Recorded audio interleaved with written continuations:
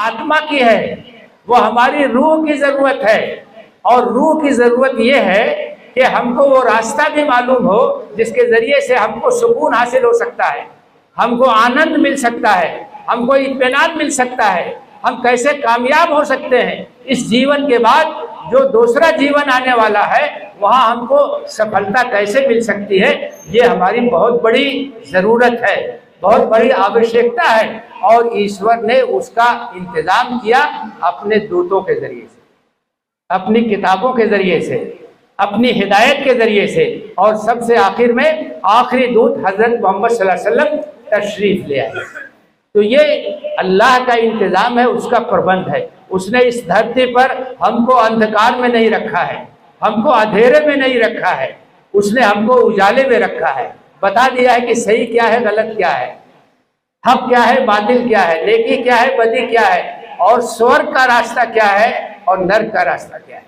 लेकिन उसने मजबूर नहीं किया, मजबूर नहीं किया कि तुम यही रास्ता अख्तियार करो। क्यों मजबूर नहीं किया?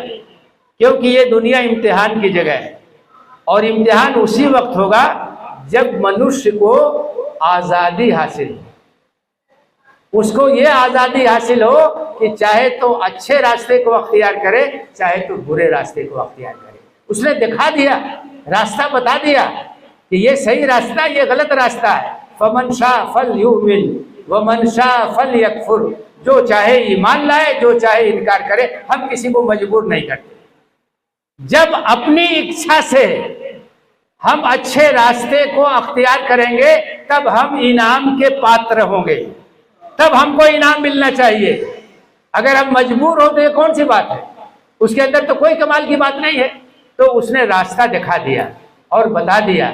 इसीलिए कहा गया कि हमने आपको पूरी समस्त मानवता के लिए बशारत देने वाला और डराने वाला बना के भेजा।